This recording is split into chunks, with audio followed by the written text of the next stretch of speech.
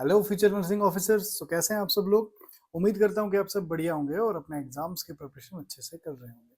आज हमारे सारथी बैच का लेक्चर नंबर 36 है। जैसे कि हमने फंडामेंटल स्टार्ट किया था और फंडामेंटल के अभी तीन जो है फंडामेंटल नर्सिंग के 3 लेक्चर हो चुके हैं। आज हम फोर्थ पार्ट कर रहे हैं फंडामेंटल ऑफ नर्सिंग का और ओवरऑल जो पीआर है जो सारथी बैच है उसका 36 लेक्चर है। आज हम फंडामेंटल ऑफ नर्सिंग में क्या देखने वाले हैं, तो हमने अभी 2 टॉपिक कंप्लीट कर दिए हैं। एक उसमें फ्लूइड बैलेंस एंड इम्बैलेंस था, साथ में acid base balance and imbalance. दोनों बहुत इंपॉर्टेंट टॉपिक्स हैं, कंप्लीट कर लिए हैं। आज हमारा नेक्स्ट टॉपिक स्टार्ट होता है जिसका नाम है इलेक्ट्रोलाइट बैलेंस एंड इम्बैलेंस। अब हम इलेक्ट्रोलाइट्स के ऊपर बात करेंगे, उनका बैलेंस और इम्बैलेंस हमारी बॉडी में क्या इंपैक्ट करता है। तो चलो स्टार्ट करते हैं बिना किसी डिस्ट्रैक्शन के। सबसे पहला क्वेश्चन आज आपकी स्क्रीन पे। तो क्वेश्चन क्या है? पहले तो ये क्वेश्चन कहाँ पे पूछा गया है? आपका आईयूएचएस एमएससी नर्सिंग एंट्रेंस 2014 में पूछा गया है और राक एमएससी नर्सिंग 2013 में पूछा गया है। क्वेश्चन क्या पूछा गया है? तो which body system most commonly is affected in patient with electrolyte imbalance? कौन सा बॉडी का सिस्टम है जो सबसे ज्यादा इफेक्ट होता है जब इलेक्ट्रोलाइट का इम्बैलेंस होता है? तो क्या कार्डियोवास्कुलर सिस्टम इफेक्ट होता है, क्या न्यूरोमस्कुलर सिस्टम इफेक्ट होता है, क्या रीनल सिस्टम इफेक्ट होता है, या एंडोक्राइन सिस्टम इफेक्ट होता है? तो हमेशा ध्यान रखना, देखो हमारी बॉडी में इलेक्ट्रोलाइट्स का अलग अलग रोल है, बट अगर इन इलेक्ट्रोलाइट में थोड़ा सा बैलेंस की गड़बड़ी हो जाती है तो सबसे पहले इफेक्ट पड़ता है हमारी बॉडी में न्यूरोमस्कुलर सिस्टम पे। क्यों न्यूरोमस्कुलर सिस्टम पे? क्योंकि नर्व्स और मसल्स जो है ये इन्हीं इलेक्ट्रोलाइट के ऊपर इनका जो है ईटीएस सिस्टम काम करता है। अब देखो क्या लिखा है एक्सप्लेनेशन में, तो electrolytes are most important for neuromuscular system. Electrolytes जो हैं वो सबसे इंपॉर्टेंट, मोस्ट इंपॉर्टेंट होते हैं न्यूरोमस्कुलर सिस्टम में। It is related to both nerve and muscle. ये किस किस से रिलेटेड है? नर्व से भी रिलेटेड है और मसल से भी रिलेटेड है। बिकॉज दीज सेल्स, क्योंकि इनकी जो सेल्स होती हैं specially nerve cells, heart and muscle cells, heart, muscle cell और नर्व सेल, इन तीनों cells use to maintain voltage across their cell membrane. तो इनकी पूरी सेल मेम्ब्रेन के ऊपर एक वोल्टेज जो है, एक वोल्टेज अक्रॉस होता है, एक चार्ज अक्रॉस होता है पूरा, and to carry electrical impulse. और इनके ऊपर क्या इलेक्ट्रिकल जो इम्पल्स होता है वो कैरी होता है। जैसे पोटेशियम के ऊपर पॉजिटिव है ना, सोडियम के ऊपर पॉजिटिव है, कैल्शियम के ऊपर नेगेटिव है, तो ये चार्ज सिस्टम होता है। अब ये नेगेटिव पॉजिटिव क्या होता है, किस तरह से इलेक्ट्रिक इम्पल्स काम करता है, तो जब हम नर्वस सिस्टम पढ़ेंगे वहां पे हम न्यूरॉन के अंदर किस तरह से जो ये ट्रांसफर होता है इंफॉर्मेशन का वो हम समझेंगे, इम्पल्स, इलेक्ट्रिकल इम्पल्स समझेंगे। उसी तरह से कार्डियक सिस्टम में भी समझेंगे। और साथ में जब हम muscular system, muscular skeletal system में, खासकर जब मस्कुलर सिस्टम में हम मसल कंट्रैक्शन पढ़ेंगे उस टाइम पे भी हमको समझ में आएगा कि ये जो इलेक्ट्रोलाइट्स हैं इनका कितना इंपॉर्टेंट रोल होता है। ठीक है, तो अभी के लिए बस आप इतना याद रखेंगे कि इलेक्ट्रोलाइट का इम्बैलेंस अगर हो जाता है तो हमारी बॉडी में सबसे ज्यादा इफेक्ट न्यूरोमस्कुलर सिस्टम पे पड़ता है। और नर्व इम्पल्स देखो क्या है, अब ये सेल मेम्ब्रेन जो होती हैं किस किस की, नर्व की, हर्ट की, मसल सेल्स की, इनके ऊपर ये वोल्टेज होता है पूरे अक्रॉस सेल मेम्ब्रेन के ऊपर, and to carry electric impulse, और ये इलेक्ट्रिक इम्पल्स को कैरी करती है। नर्व इम्पल्स जिसको हम कहते हैं मसल कॉन्ट्रैक्शंस में ये काम करता है across themselves and to other cells. Is it clear? आगे बढ़ते हैं नेक्स्ट क्वेश्चन की ओर। अगला क्वेश्चन आपकी स्क्रीन पे WCL स्टाफ नर्स दिसंबर 2022 में पूछा गया है और ASIC स्टाफ नर्स दिल्ली 2012 में पूछा गया है। क्वेश्चन क्या पूछा गया है? What is the normal range of calcium?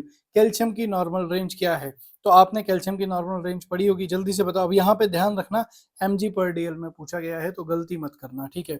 तो क्या 3.5 से 10.5 है, 2.5 से 4.5 है, 3.5 से 10.5 है, या 1.5 से 11.5 है? तो याद रखना 8.5 से 10.5 होता है। अब कैल्शियम की होती क्या है बेसिकली वैल्यू, वो समझो ध्यान से। तो normal blood plasma contain concentration of calcium, normal blood plasma में कंसंट्रेशन कैल्शियम की कितनी होती है? 4.5 से लेकर 5.5, but milliequivalent per litre. लेकिन अगर अब मिली इक्विवेलेंट पर लीटर को हम चेंज कर देंगे mg/dl में, तो 9 to 11 mg/dl होता है। तो 9 से 11 कितना है यहाँ पे? 9 to 11। तो देखो 2 से 4 ये तो बहुत नीचे हो गया, ये भी, ये क्या 3.5 से 10 हो गया, तो यहाँ पे कितना दिया था? 9 से 11। तो 9 से 11 कितना हो गया? 8.5। 9 से 11 के बीच की वैल्यू आ गई, नहीं है? ठीक है, तो 8.5 से 10.5 mg/dl ये इसका आंसर आ जाएगा। बट अगर हमको mg/dl में पूछा जाए तो कैल्शियम कितना होता है? 9 to 11 mg/dl। Is it clear? Calcium की कंसंट्रेशन ब्लड में क्या होती है पता चल गया आपको, 9 to 11, 9 to 11, 9 to 11 याद रखना। Next, normal range of serum sodium. अब अगर आपको सोडियम पूछे इन बॉडी, सोडियम कितना होता है बॉडी में, तो ऑप्शन आपके पास 95 से लेकर 107 मिली इक्विवेलेंट पर लीटर है, 3.6 से 5.0 मिली इक्विवेलेंट पर लीटर है, 135 से 145 मिली इक्विवेलेंट पर लीटर है। तो 135 से 145 मिली इक्विवेलेंट पर लीटर होता है सोडियम। कैसे याद रखेंगे मैं आपको बताता हूँ। लास्ट लेक्चर में हमने पीएच पढ़ा था ना, पीएच में हमने देखा था 7.35 से लेकर 7.45। फिर हमने पार्शियल प्रेशर ऑफ CO2 पढ़ा था, इसमें मैंने आपको बताया था इसका 35 याद रखना, 45 याद रखना। अब यहाँ पे इसको 1 लगा देना है, तो 1 जैसे ही लग जाएगा 135 145, तो ये किसका बन जाता है, ये बन जाता है आपका सोडियम का, सोडियम की normal value. Is it clear? तो 135 से 145 मिली इक्विवेलेंट पर लीटर। और अगर कैल्शियम की बात करूं तो 9 to 11 mg/dl। Is it clear? अभी हमने पीछे पढ़ा कि कितना होता है कैल्शियम, तो देखो कैल्शियम अगर हम देखें तो कितना होता है 9 to 11 mg/dl। लेकिन अगर इसी को चेंज करना हो किसमें, मिली इक्विवेलेंट में, तो 9 का आधा कर दो, 9 का हाफ करोगे तो 4.5, 11 का हाफ कर दो तो 5.5। क्लियर? मिली इक्विवेलेंट पर लीटर। समझ आ गया? तो इसका हाफ करना है, बस इतना याद रखना है। आगे बढ़ते हैं नेक्स्ट क्वेश्चन की ओर। पहले यहाँ देखो, अब नॉर्मल रेंज क्या है, normal blood plasma concentration of sodium are कितना होता है, 135 से लेकर 145 मिली इक्विवेलेंट पर लीटर। अब आप मेडिकल के स्टूडेंट हो, आपको बिल्कुल इलेक्ट्रोलाइट की ये वैल्यूज याद होनी चाहिए, पता होनी चाहिए। ठीक है, आगे बढ़ते हैं नेक्स्ट क्वेश्चन की ओर। अगला क्वेश्चन आपकी स्क्रीन पे कहाँ पे पूछा गया है, एम्स पटना नर्सिंग ऑफिसर 2020 में क्वेश्चन पूछा गया है। क्वेश्चन क्या पूछा गया है, principal electrolyte of intracellular fluid compartment is. अब देखो सेल है, ये देखो ये एक टिश्यू है, इस टिश्यू में ये सेल है, ये सेल है, ये सेल है। अब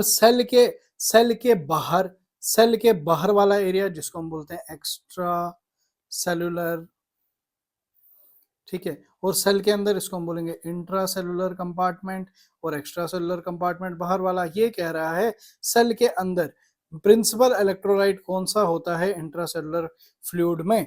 तो इंट्रासेलुलर फ्लूइड कंपार्टमेंट में प्रिंसिपल इलेक्ट्रोलाइट कौन सा होता है, क्या कैल्शियम होता है, सोडियम होता है, पोटाशियम होता है, या मैग्नीशियम होता है। याद रखना पोटाशियम सेल के अंदर भरा होता है।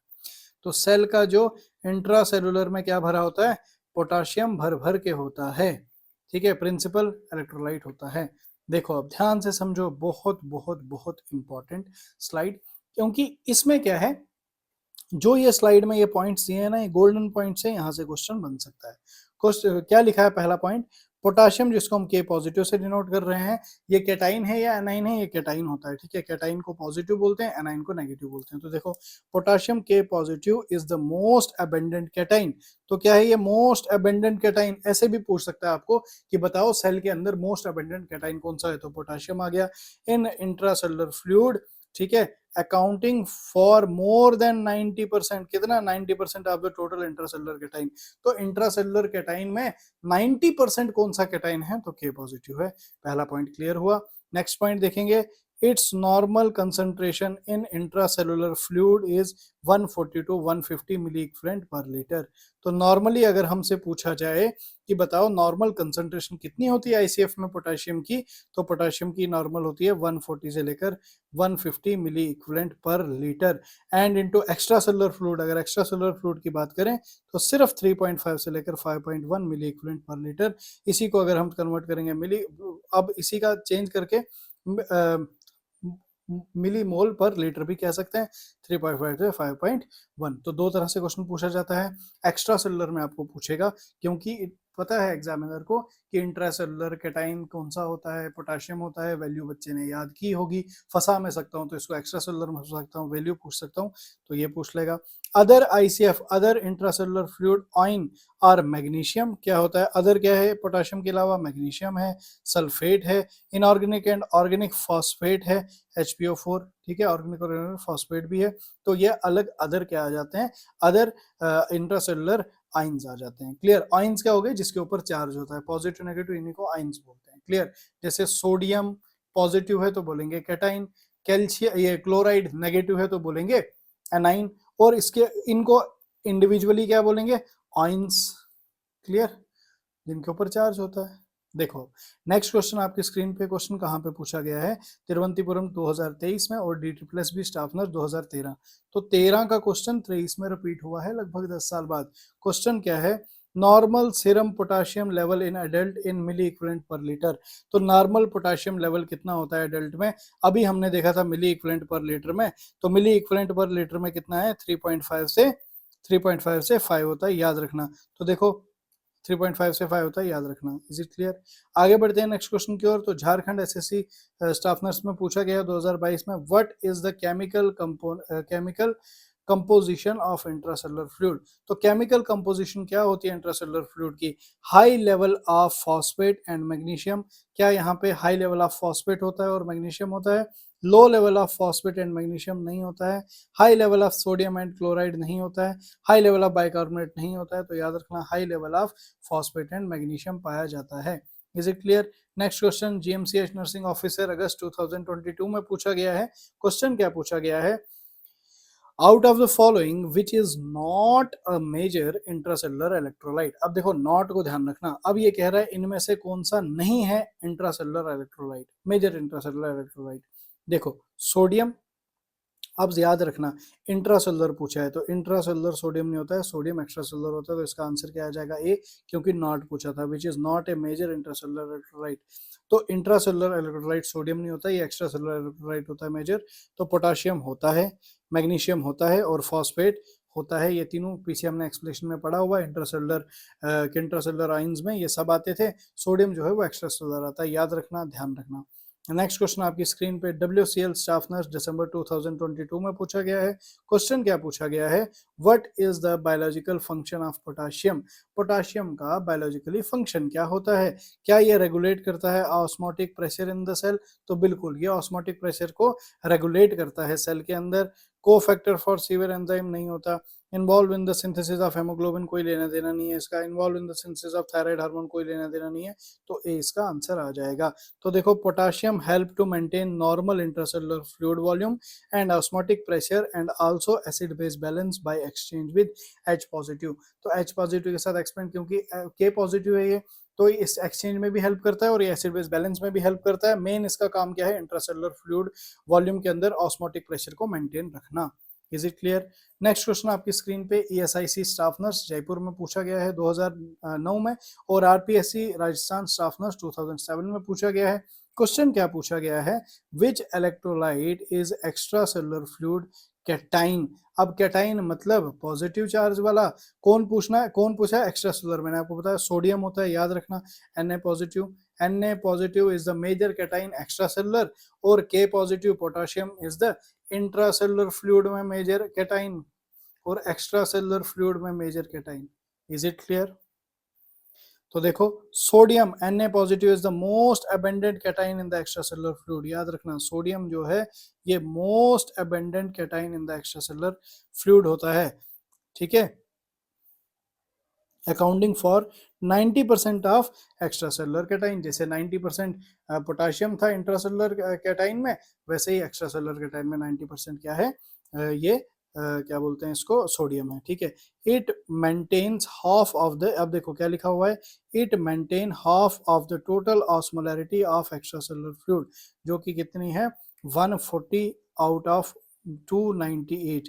तो 298 मिली ऑस्मोल पर लीटर में से 140 जो है कौन कौन मेंटेन करके रख रहा है ऑस्मोलैरिटी, ये सोडियम मेंटेन करके रखता है। So sodium play a key role in fluid and electrolyte balance in extracellular fluid, इसलिए सोडियम जो है वो की रोल अदा करता है एक्स्ट्रासेलुलर फ्लूइड में मेंटेन करके रखने, इलेक्ट्रोलाइट बैलेंस बनाने के लिए, ठीक है। नेक्स्ट क्वेश्चन आपकी स्क्रीन पे RRB स्टाफ नर्स 2019 में पूछा गया है। क्वेश्चन क्या है, osmotic pressure and acid base balance of body fluid are maintained by. तो फ्लूइड, देखो ऑस्मोटिक प्रेशर पूछा गया है, एसिड बेस बैलेंस पूछा गया है of the body fluid, body के फ्लूइड का पूछा गया है। तो बॉडी फ्लूइड का मतलब क्या हो गया, एक्स्ट्रा सेलुलर फ्लूइड की बात हो रही है, तो एक्स्ट्रा सेलुलर फ्लूइड में अभी बताया मैंने सोडियम आ जाएगा इसका आंसर। Is it clear? तो ज्यादा क्या सोचना है इसमें। Next question, ESIC staff nurse Kolkata में पूछा गया है और बेंगलुरु 2022 में, ESIC नर्सिंग दिल्ली में 2012 में पूछा गया है, 12 में दोनों क्वेश्चन आए। तो क्या लिखा है, retention of abnormal amount of fluid, ये कह रहा है फ्लूइड जो है रुक रहा है, रिटेन हो रहा है in the body is due to retention of, किसकी रिटेंशन की वजह से, याद रखना सोडियम की रिटेंशन की वजह से बॉडी में फ्लूइड रिटेन होता है। क्या है इसका रीजन, क्या है एक्सप्लेनेशन, तो ध्यान से देखो, fluid retention and excretion is based on osmotic pressure, fluid retention और देखो फ्लूइड का रुकना, क्लियर, और ये जो किस पे बेस्ड है, या एक्सक्रीशन बाहर निकलना, ये दोनों किस पे बेस्ड है, ऑस्मोटिक प्रेशर पे बेस्ड होता है of fluid components. Sodium is the chief extracellular cation, sodium जो है chief extra major extracellular cation है, so it maintain extracellular fluid balance, तो ये मेंटेन करता है एक्स्ट्रा सेलुलर सेल के बाहर जो प्लाज्मा है उसमें फ्लूइड बैलेंस को मेंटेन करता है। And potassium is a chief intracellular cation, ये अभी हमने पढ़ लिया, पोटेशियम जो है वो चीफ इंट्रासेलुलर कैटाइन है, so it maintain intracellular balance. तो इंट्रासेलुलर, ये क्वेश्चन बन सकता है भाई ये वाली स्टेटमेंट से, पूछेगा कि इंट्रासेलुलर बैलेंस को कौन मेंटेन करके रखता है, तो पोटेशियम, एक्स्ट्रा सेलुलर को कौन मेंटेन करके रखता है, तो सोडियम। Is it clear? आगे बढ़ते हैं नेक्स्ट क्वेश्चन की ओर। अगला क्वेश्चन आपकी स्क्रीन पे, ईएसआईसी स्टाफ नर्स फेब 2019 में पूछा गया है। क्वेश्चन क्या है, major nutrients involve in fluid balance are, तो कौन कौन है फ्लूइड बैलेंस में मेजर, अभी हमने देखा पोटेशियम और सोडियम है, तो डी इसका आंसर। आगे बढ़े, ज्यादा टाइम का वेस्ट ना करें। नेक्स्ट अब इसमें पोटेशियम इम्बैलेंस के ऊपर कुछ क्वेश्चन हम स्पेसिफिकली प्रैक्टिस करेंगे। तो IGNOU post BSc nursing April 2021 का क्वेश्चन है। क्वेश्चन क्या है, a client is at risk of developing potassium deficit due to, client जो है वो रिस्क पे है जिसमें पोटेशियम डेफिसिट होने वाला है, किसकी वजह से, सस्टेन टिश्यू डैमेज, इसमें कोई टिश्यू डैमेज जो है वो सस्टेन है, या रिपीटेड नेजोगेस्ट्रिक सक्शनिंग, इसका आंसर आ जाएगा। याद रखना, रिपीटेड नेजोगेस्ट्रिक सक्शनिंग में पेशेंट जो है वो रिस्क पे होता है पोटेशियम डेफिसिट, कैसे क्या एक्सप्लेनेशन में देखो। तो देखो, causes of hypokalaemia, hypo means come, kalaemia means potassium, तो हाइपोकैलीमिया का मतलब हो गया पोटेशियम डेफिसिट, पोटेशियम का कम होना।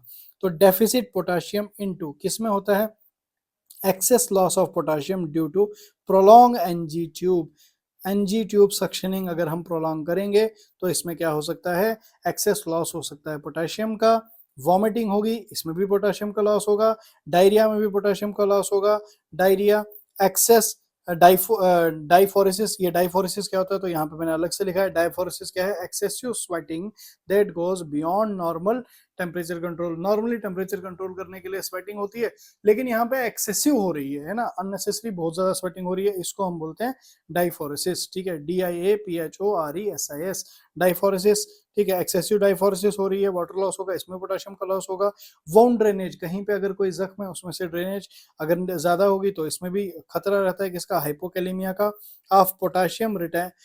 नेक्स्ट जो है, use of potassium retaining diuretics, for example furosemide, furosemide क्या हो गया, फ्यूसामाइड जो है पोटेशियम डायूरेटिक है, लेकिन इसमें जो है पोटेशियम को रिटेन किया जाता है, पोटेशियम रिटेनिंग डायूरेटिक्स, फ्यूसामाइड और कॉर्टिकोस्टेरॉइड्स, ठीक है, तो ये कॉर्टिकोस्टेरॉइड ये भी जो है हाइपोकैलीमिया में रिस्पॉन्सिबल होते हैं, कॉजेज ऑफ हाइपोकैलीमिया में ये आते हैं।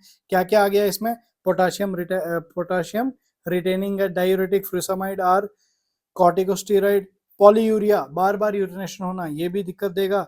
फिर उसके बाद एल्डोस्टेरोनिज्म इन इन कुशिंग सिंड्रोम, अब ये एल्डोस्टेरोनिज्म, कुशिंग सिंड्रोम वगैरह सब हमने एंडोक्राइन सिस्टम में पढ़ना है, तो यहाँ पे मैं एक्सप्लेन नहीं करूंगा। बाकी आप मुझे, अगर आपको पता है कुशिंग सिंड्रोम क्या है, अगर आपको पता है एल्डोस्टेरोनिज्म क्या है, तो आप जरूर कमेंट सेक्शन में एक्सप्लेन करो, ताकि अपने कलीग की, अपने नर्सिंग स्टूडेंट की, अपने फ्रेंड की हेल्प कर पाओगे, कमेंट सेक्शन में बता सकते हो। Next point, movement of potassium from extracellular fluid to intracellular fluid, तो पोटेशियम जो है के पॉजिटिव, ये एक्स्ट्रा सेलुलर फ्लूइड से इंट्रासेलुलर फ्लूइड सेल के अंदर आ रहा है, containing condition like alkalosis and hyper insulin, तो ये कब होता है, हाइपर इंसुलिन, तो इसमें भी क्या हो सकता है, इसमें भी ये भी कॉज होता है हाइपोकैलीमिया का। Is it clear? Next question आपकी स्क्रीन पे एम्स जोधपुर में पूछा गया है, ये 2021 में। क्वेश्चन क्या है, the nurse identifies that nasogastric drainage, nasogastric drainage आ गया, पोटेशियम की कमी, हाइपो और वॉमिटिंग हो रही है, डायरिया हो रहा है, and the use of diuretics would likely cause which of the following electrolyte imbalance, तो किसका कौन सा इलेक्ट्रोलाइट इम्बैलेंस होगा, हाइपोकैलीमिया। इज इट क्लियर, अभी एक्सप्लेनेशन में पढ़ा था हमने, वहीं से क्वेश्चन है। नेक्स्ट क्वेश्चन आपकी स्क्रीन पे होमवर्क के लिए इसीलिए दिया है क्योंकि एक्सप्लेनेशन वाली स्लाइड में इसका आंसर छुपा था। जल्दी से क्वेश्चन पढ़ो और आंसर करो। नेक्स्ट क्वेश्चन आपकी स्क्रीन पे कहाँ पे पूछा गया है, राक एमएससी नर्सिंग 2017 में ये क्वेश्चन पूछा गया है। क्वेश्चन क्या पूछा गया है, a nurse is preparing to a care for a client with K deficit, मतलब हाइपोकैलिमिया की कंडीशन है। The nurse review the client record and determine that the client is at risk for developing the K deficit the K deficit because the client, क्या reason है कि उसमें K deficit हुआ है, is on K sparing diet, ठीक है, K sparing diuretics पे है ये, इज अ नेजोगेस्ट्रिक सक्शनिंग, तो नेजोगेस्ट्रिक सक्शनिंग में खतरा रहता है, तो सीधा आंसर आ जाएगा बी, ठीक है। क्यों इसको जितना जल्दी कर लिया, क्योंकि पीछे ही हम रीजन पढ़ चुके हैं नेजोगेस्ट्रिक सक्शनिंग। आरआरबी स्टाफ में 2019 में क्वेश्चन पूछा गया है, विच परगेटिव कॉज हाइपोकैलीमिया, कौन सा परगेटिव हाइपोकैलीमिया कॉज करता है। तो देखो क्या ये परगेटिव क्या हो गया, जो कॉन्स्टिपेशन को रिमूव करे या फीसिस को जल्दी से आउट निकलवा दे उसको परगेटिव बोलते हैं। तो याद रखना कैस्टर ऑयल इसका आंसर आता है। एक्सप्लेनेशन में समझो, castor oil act as a cathartic, ठीक है। अब कैथार्टिक क्या हो गया, कैथार्टिक हो गया increase bowel movement, bowel movement को इंक्रीज करने वाला कैथार्टिक बोलेंगे इसको। So it inhibit absorption of water, sodium and potassium from GIT, तो ये इनहिबिट कर देता है किस किस को, वाटर के एब्जॉर्प्शन को, सोडियम के एब्जॉर्प्शन को, पोटाशियम के एब्जॉर्प्शन को। तो ये कैस्टर ऑयल जो है ये क्या है, ये इन बाउल मूवमेंट को इंक्रीज करता है। पर्गेटिव क्या होते हैं, purgative is a medicine that use that causes you to get rid of unwanted waste from your body, unwanted waste को जल्दी से बॉडी से बाहर निकालना, उसी को क्या बोलते हैं, पर्गेटिव बोलते हैं। Is it clear.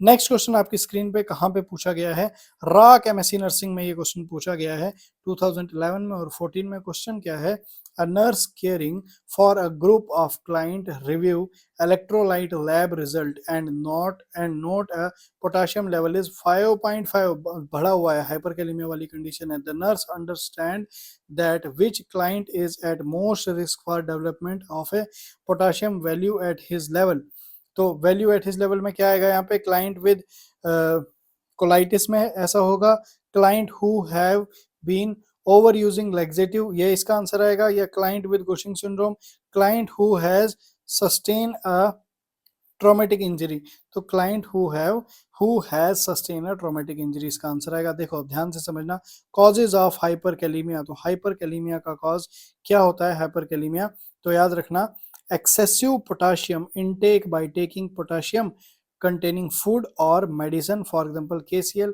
अगर केसीएल दिया जाता है तो इसमें भी ये भी कॉज कर सकता है हाइपरकैलेमिया की कंडीशन को।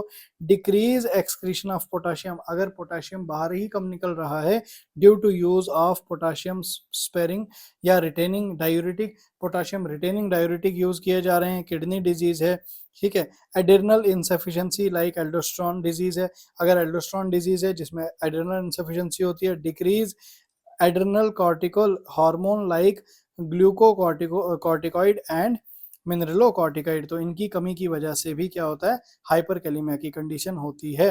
Movement of potassium from intracellular fluid to extracellular fluid, अब अंदर से बाहर की तरफ पोटाशियम आ रहा है, लाइक एसिडोसिस की कंडीशन में, टिश्यू डैमेज की कंडीशन में।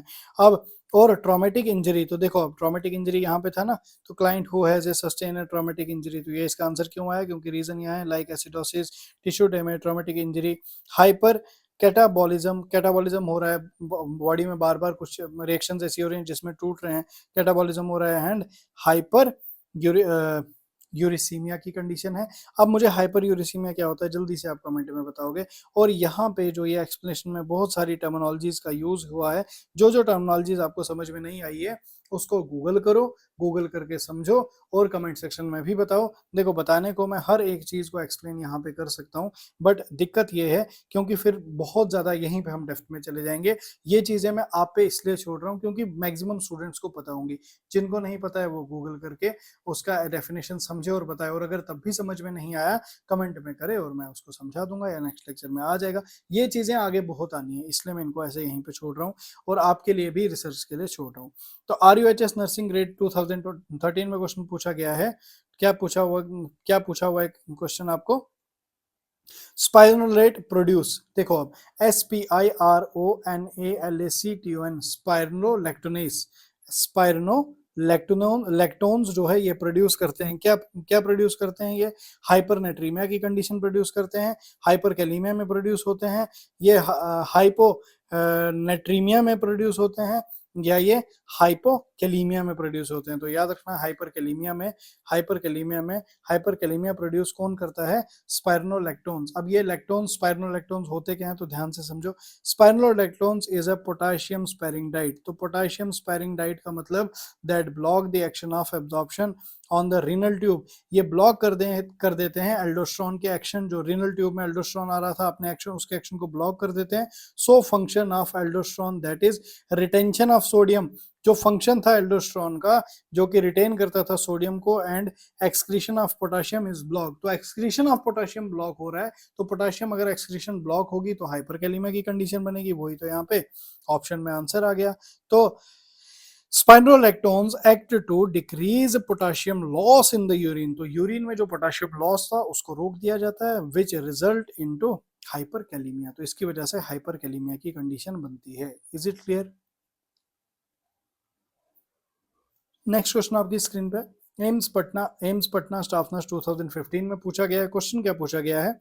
अ patient has an extensive and prolong surgery, extensive और प्रोलॉन्ग सर्जरी हुई है, which electrolyte should be monitor most closely. तो हमेशा हम सर्जरी वाले पेशेंट में, ट्रॉमेटिक पेशेंट में पोटेशियम को क्लोजली मॉनिटर किया करते हैं। During surgery lot of tissue damage occur, तो टिश्यू डैमेज बहुत सारा अकर हो सकता है, which cause the potassium to leave the cell, तो जिसकी वजह से पोटेशियम सेल को लीव कर जाएगा, कॉजिंग हाइपर कैलीमिया की कंडीशन।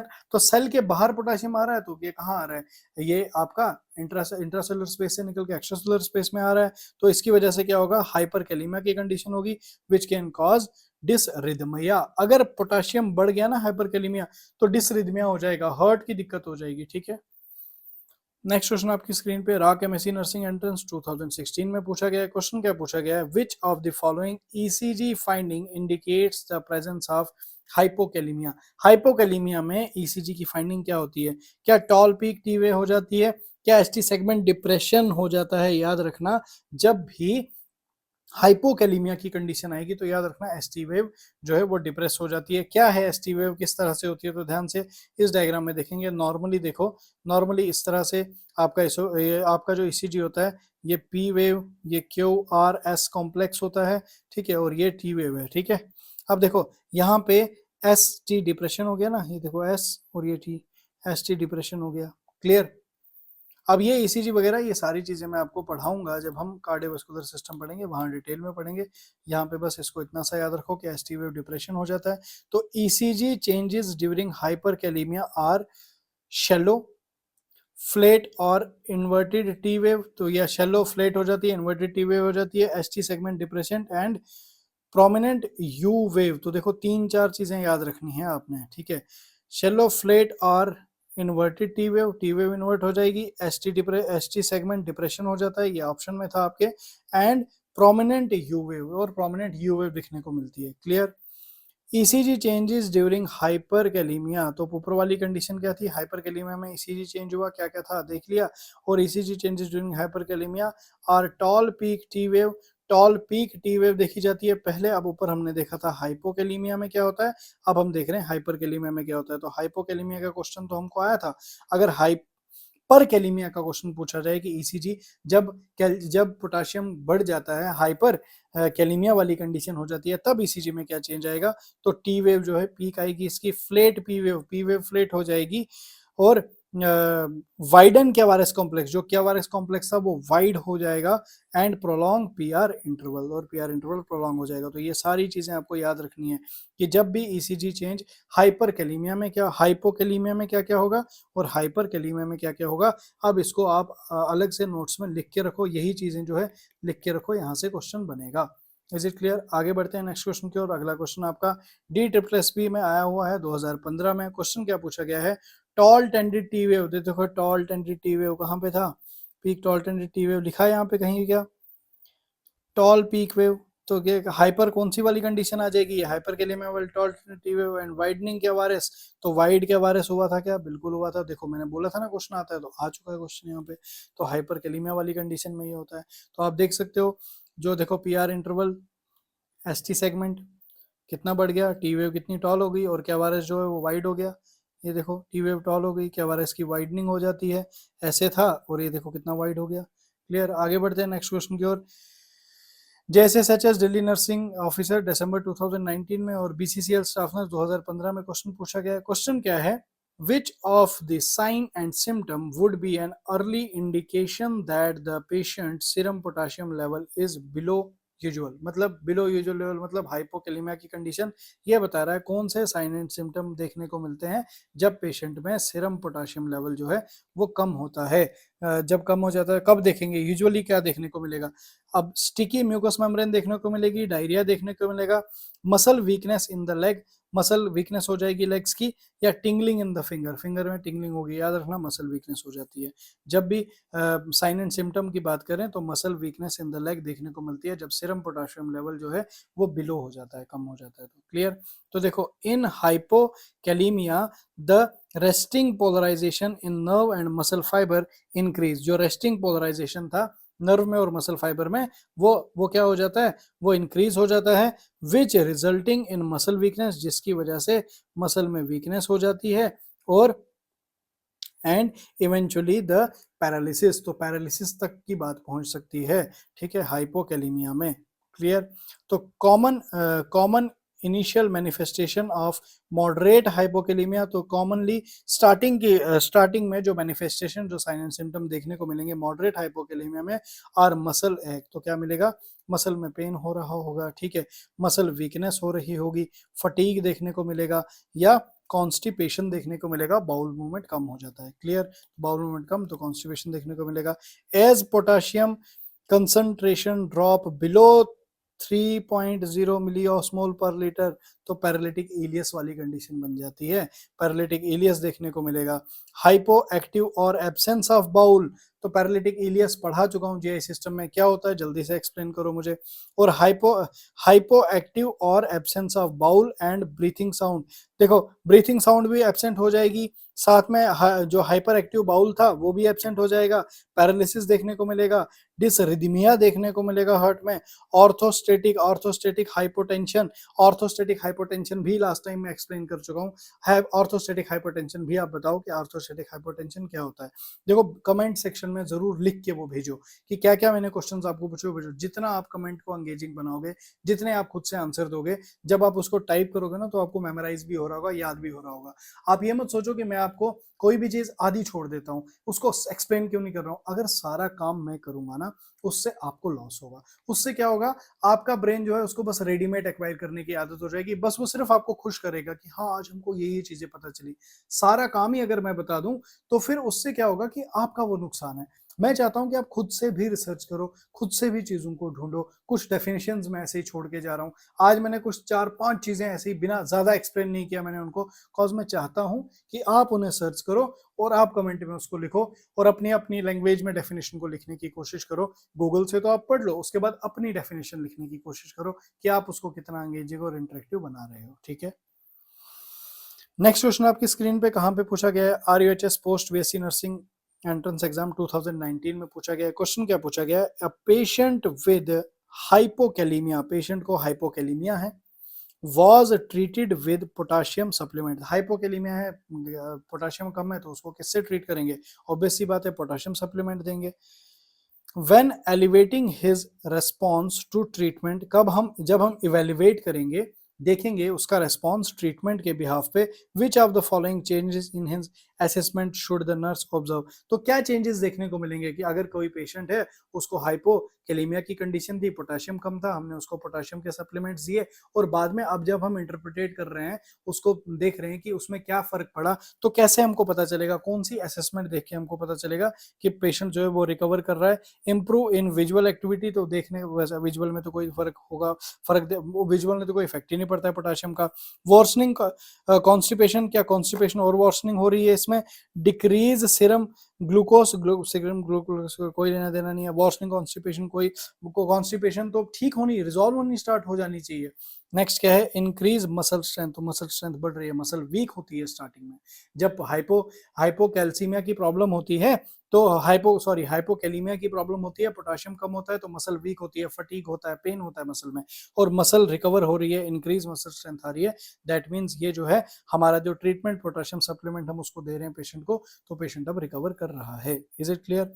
आगे बढ़ते हैं नेक्स्ट क्वेश्चन की ओर। अगला क्वेश्चन कहाँ पे पूछा गया है, बीपीएससी गवर्नमेंट कोई कॉलेज है खानपुर हरियाणा में, वहां पे पूछा गया है। पीजीआई चंडीगढ़ में पूछा गया है 2016 में। क्वेश्चन क्या है, which of the following clinical finding indicates the patient is experiencing hypokalaemia. Hypokalaemia muscle से रिलेटेड कोई दिक्कत होगी क्या, इडीमा होगा क्या, एब्डोमिनल डिस्टेंशन, तो हाँ एब्डोमिनल डिस्टेंशन देखने को मिलता है क्योंकि बाउल मूवमेंट कम हो जाती है, तो एब्डोमिनल डिस्टेंशन इसका क्या आ जाएगा, आंसर आ जाएगा।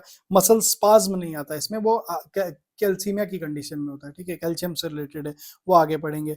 कोस्मा ब्रीथिंग ऐसा कुछ नहीं होता, तो 20 का आंसर आएगा। देखो 20 का आंसर है, तो क्या लिखा है, हाइपोकैलीमिया क्या कॉज करता है, डिक्रीज बाउल मूवमेंट, ये बाउल मूवमेंट को कम कर देता है।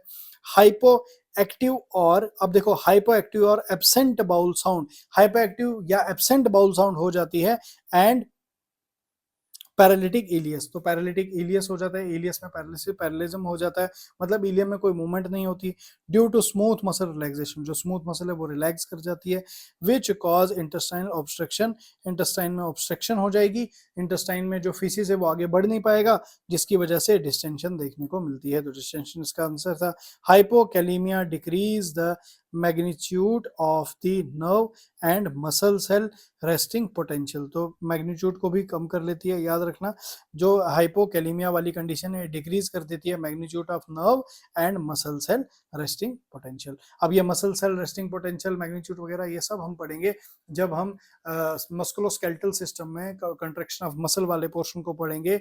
नर्वस सिस्टम में जब हम कंडक्शन सिस्टम को पढ़ेंगे वहां पे हमको ये चीजें ज्यादा क्लियर होंगी। अभी के लिए बस इसको याद रखो।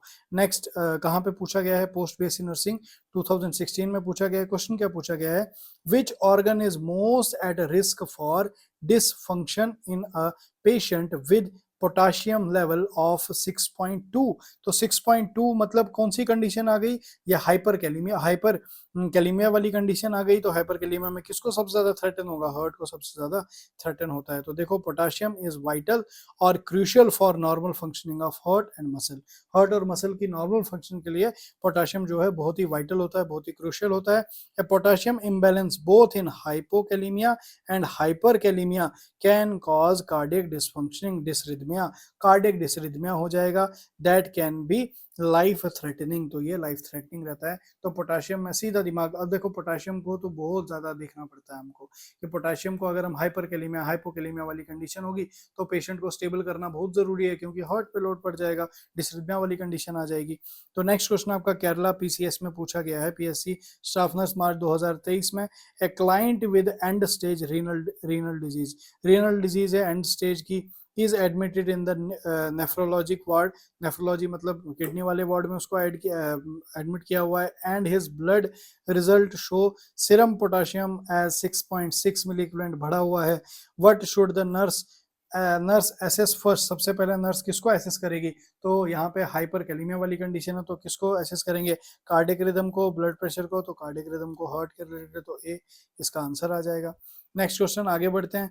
राक एमएससी नर्सिंग में पूछा गया है 2010 में, to help maintain a normal blood serum level of potassium, to help maintain a normal blood serum level of potassium the client receiving a loop diuretics, client को हमने लूप डायूरेटिक्स दिया हुआ है, should be encourage to eat such food as banana, orange juice and, अब देखो हम क्यों उसको दे रहे हैं, लूप डायूरेटिक्स दे रहे हैं उसको, साथ में हम उसको फूड दे रहे हैं जैसे बनाना जिसमें पोटेशियम ज्यादा होगा, मतलब इसको हाइपोकैलीमिया की कंडीशन होगी, तो ऑरेंज जूस दे रहे हैं, एंड क्या देंगे और जिसमें पोटेशियम ज्यादा होगा, तो याद रखना स्प्रिच में पोटेशियम भर भर के होता है और हम इसको स्प्रिच देंगे। क्लियर? देखो side effect of loop diuretic, side effect क्या होते हैं लूप डायूरेटिक के, क्योंकि पोटेशियम लूजिंग डायूरेटिक है ये। अब लूप डायूरेटिक का मतलब हो गया पोटाशियम लूजिंग डायूरेटिक। जैसे फ्यूसामाइड अगर हमने दे दिया डायूरेटिक में तो उसमें क्या होता है, इसमें पेशेंट में जो है पोटाशियम भी बाहर निकल जाता है, पोटाशियम का लॉस होता है। और हाइपोकैलेमिया डिहाइड्रेशन, हाइपोकैलेमिया की कंडीशन बन जाएगी, डिहाइड्रेशन बन जाएगा, गाउट एंड पोस्ट्यूरल हाइपोटेंशन भी हो जाएगी। तो पोस्ट्यूरल हाइपोटेंशन मतलब इसका जो ब्लड जो क्या बोलते हैं बीपी है वो कम रहेगा जैसे ही खड़ा होगा। ऑर्थोस्टैटिक हाइपोटेंशन मैंने पढ़ाया हुआ है। तो देखो साइड इफेक्ट क्या है लूप डायूरेटिक्स का, पहले समझो लूप डायूरेटिक क्या है। ये पोटाशियम लूजिंग डायूरेटिक होता है। जैसे फ्यूसामाइड है, इसमें क्या होगा, हाइपोकैलेमिया होगा। हाइपोकैलेमिया मतलब इसमें पोटाशियम कम होगा, ठीक है। डिहाइड्रेशन होगी, गाउट एंड पोस्टीरियर हाइपोटेंशन होगा। So instruct client to take potassium supplement, तो पोटाशियम सप्लीमेंट दिए जाएंगे। And food high into potassium, for example banana आ गया, स्पिनच आ गया, एवोकाडो आ गया, ऑरेंज आ गया, डेट्स आ गए, पॉर्क आ गया, पोटैटो आ गया, टोमेटो आ गया, बीफ आ गया, फिश आ गया during loop diuretics. Loop diuretics याद रखना, लूप डायूरेटिक्स फ्यूसामाइड होते हैं जिसमें पोटाशियम का लॉस ज्यादा होता है। तो उसमें हमको पेशेंट को या तो पोटाशियम के सप्लीमेंट देने पड़ते हैं और पोटाशियम रिच डाइट बेसिकली देनी पड़ती है। और पोटाशियम रिच डाइट में क्या क्या आ गया वो मैंने सब आपको यहाँ पे लिख के बता दिया है, तो इसको लिख लो, याद कर लो। नेक्स्ट क्वेश्चन आपकी स्क्रीन पे SSB में आया हुआ है 2018 में। क्वेश्चन क्या है, के bind is given for patient with, के बाइंड दे रहे हैं मतलब यहाँ पे पोटाशियम से जुड़ने वाली कोई बात है। तो कब देते हैं हम के बाइंड, देखो के बाइंड कब देंगे, जब पोटाशियम बढ़ जाएगा, पोटाशियम बढ़ेगा ताकि उसके साथ कोई, अब हम बाइंडिंग देंगे पोटाशियम को, वो अपने साथ बाइंड करेगा। तो याद रखना हाइपरकैलेमिया की कंडीशन में हम के बाइंड देते हैं। क्या होता है समझो, के bind is potassium binder medication. के बाइंड क्या है, ये पोटाशियम बाइंडर मेडिकेशन होती है जो यूज करते हैं हम हाइपर कैलीमिया वाली कंडीशन में। That bind potassium potassium ion into GIT, GIT में ये पोटाशियम आयन के साथ बाइंड करता है, thereby preventing its absorption, जिससे कि पोटाशियम की एब्जॉर्प्शन को ये रोक देता है ताकि बॉडी में ऑलरेडी हाइपरकैलेमिया की कंडीशन है और वापस से ये वर्स कंडीशन ना हो जाए, इसलिए हम इसको क्या देते हैं, के बाइंडर पोटाशियम दे देते हैं मेडिकेशन के तौर पे। Is it clear. देखो आज लेक्चर में हमने हाइपरकैलेमिया, हाइपोकैलेमिया और पोटाशियम के ऊपर हमने बहुत ज्यादा डिस्कशन की। अब एक चीज को आप याद रखना, पोटाशियम बहुत इंपॉर्टेंट है। देखो इलेक्ट्रोलाइट्स में अभी हमने पोटाशियम देखा, मैंने आपको बताया कि आपकी सेल के अंदर इंट्रासेलुलर जो कैटाइन है, सबसे ज्यादा एबेंडेंट इंट्रासेलुलर कैटाइन कौन सा आ जाता है, तो वो पोटाशियम आ जाता है। और एक्स्ट्रा सेलुलर की अगर हम बात करें तो वो सोडियम आ जाता है। और इंट्रासेलुलर कैटाइन है पोटाशियम, और पोटाशियम के कितने ज्यादा इंपॉर्टेंट है, पोटाशियम की इंपॉर्टेंस ये है कि ये आपकी बॉडी में जितना भी conduction system, Narwal conduction system चल रहा है, आपके मस्कुलर कंडक्शन सिस्टम चल रहा है, जो इलेक्ट्रिकल इंपल्स वगैरह चल रहे हैं, सब पोटेशियम पे निर्भर है। इवन आपका हार्ट जो धड़क रहा है ना, दिल की धड़कन, दिल का धड़कना, इस पे जो है, जो आप जब आप कार्डियोवास्कुलर सिस्टम जब हम पढ़ेंगे वहां पे हम एसओ नोड को पढ़ेंगे, साइनोऑरिकुलर नोड को, एबी नोड को, उसमें जो कंडक्शन सिस्टम होता है उसमें पोटाशियम बहुत ज्यादा इंपॉर्टेंट रोल निभाता है। इसीलिए पोटाशियम की गड़बड़ी में हम हार्ट को सबसे पहले चेक करते हैं, क्योंकि हार्ट ही बैठ गया तो बंदा ही बैठ गया, हमको बचाना है उसको। क्लियर। तो अभी जो जो हमने पढ़ा इसको ध्यान से, मुझे उम्मीद है कि आपने जरूर नोट किए होंगे ये सारे पॉइंट्स। अब रिवाइज करो इस लेक्चर को, क्योंकि रिवाइज करोगे तभी जाके आपका सिलेक्शन होगा। रिवाइज करो, जितना हो सकता है इसको रिवाइज करो और मल्टीपल क्वेश्चन करने की कोशिश किया करो। साथ में जो क्वेश्चन मैंने करवाए हैं उसमें जो एक्सप्लेनेशन वाली स्लाइड्स होती हैं, उन स्लाइड्स को अच्छे से या तो स्क्रीनशॉट ले लिया करो, एक साथ में अगर लिखने का मन नहीं होता तो आप क्या किया करो, एक्सप्लेनेशन वाली स्लाइड्स जो होती हैं उन्हीं का स्क्रीनशॉट ले लिया करो और उन्हीं को रिवाइज कर लिया करो, कॉज उनमें काफी ज्यादा कंटेंट होता है जो फ्यूचर एग्जाम में डायरेक्टली क्वेश्चन बन सकते हैं वन लाइनर के तौर पे। तो वो जरूर उनको देखा करो, जितना हो सकता है रिवाइज किया करो। और देखो आज के लिए इतना ही है, कॉज मैं थका हुआ हूँ, बहुत ज्यादा थका हुआ हूँ, लगा होगा आपको एनर्जी थोड़ी लो है क्योंकि 2 नाइट्स लगातार थी तो सोने का उतना टाइम मिला नहीं है। तो अभी आप इसको हो सकता है तो अच्छे से रिवाइज करो। आगे नेक्स्ट लेक्चर में मिलते हैं, उससे पहले आप तीनों प्लेटफॉर्म जो है व्हाट्सएप, टेलीग्राम, इंस्टाग्राम, तीनों पे फॉलो कर लो। अलग अलग कंटेंट आ रहा है, बार बार क्या बोलूं, कैसे फॉलो करना है यार, डिस्क्रिप्शन में चले जाओ, डिस्क्रिप्शन में तीनों के लिंक मिल जाएंगे। नहीं पता चल रहा, PNW ऑफिशियल इंस्टाग्राम पेज पे DM करो, वहां पे हम आपको लिंक प्रोवाइड कर देंगे। चाहे आप टेलीग्राम का लिंक चाहिए, चाहे व्हाट्सएप का लिंक चाहिए, लिंक मिल जाएगा, वहां से ज्वाइन कर जाओ। अदरवाइज आप डायरेक्टली यूट्यूब से हमारे लिंक्स निकाल सकते हो। यूट्यूब ओपन चैनल जब ओपन करोगे अंदर, वहां डिस्क्रिप्शन में जाओ, नीचे 3 लिंक्स दिए हैं तो तीनों वहां से ज्वाइन कर सकते हो। तो तीनों तीनों पे प्लेटफॉर्म पे जुड़ जाओ और नर्सिंग ऑफिसर बनने के लिए तैयार हो जाओ। तो कैसा लगा आपको ये सेशन?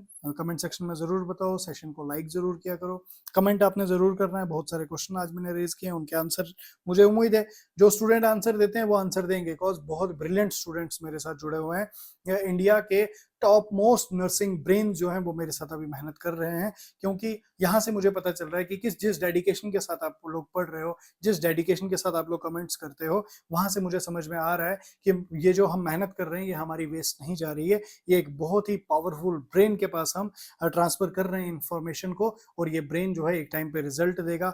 ये ब्रेन जो है ये हमें भी एक टाइम पे इतराने का मौका देगा कि हमारे स्टूडेंट फला फला हेल्थ केयर फैसिलिटीज में पहुंच चुके हैं। तो कमेंट में मुझे तब मजा आएगा जब आप अपना जो हेल्थ केयर फैसिलिटी कहाँ आप पहुंचे इस सारथी बैच की मदद से, जब आप लिखेंगे तब बहुत ही मजा आएगा। तब हम अच्छे से चिट चैट करेंगे, वीडियो कॉल पे बात करेंगे, आपके साथ जरूर बात करेंगे। और आगे लाइव सेशन का भी प्रोग्राम बन रहा है, जूम मीटिंग का हम सोच रहे हैं कि कुछ ऐसे स्टूडेंट जो डेडिकेटेड स्टूडेंट हैं उनके कमेंट्स आते हैं, कुछ के आंसर्स नहीं दे पाते हम, तो मैं सोच रहा हूँ कि वीक में अगर कभी बना ऐसा तो वीक में हम जूम सेशन एक अटेंड किया करेंगे, जिसमें हम कुछ डेडिकेटेड स्टूडेंट जो बिल्कुल पढ़ने वाले हैं, बिल्कुल रेगुलरली लेक्चर्स को देख रहे हैं, फॉलो कर रहे हैं, हर चीज का आंसर कर रहे हैं, मतलब बिल्कुल मेहनत। जैसे हम रोज कंटेंट को कैसे हमने नोट्स बनाने हैं, स्लाइड्स बनानी है, लेक्चर रिकॉर्ड करना है, अपलोड, हम जैसे लगे हुए हैं वैसे ही वो स्टूडेंट भी लगा हुआ है। तो वैसे स्टूडेंट्स की हमें बहुत रिक्वायरमेंट है, उनके साथ हम जूम मीटिंग भी आगे करेंगे। तो चलो मिलते हैं अब अपने नेक्स्ट लेक्चर में, तब तक के लिए thank you so much, God bless you, best of luck.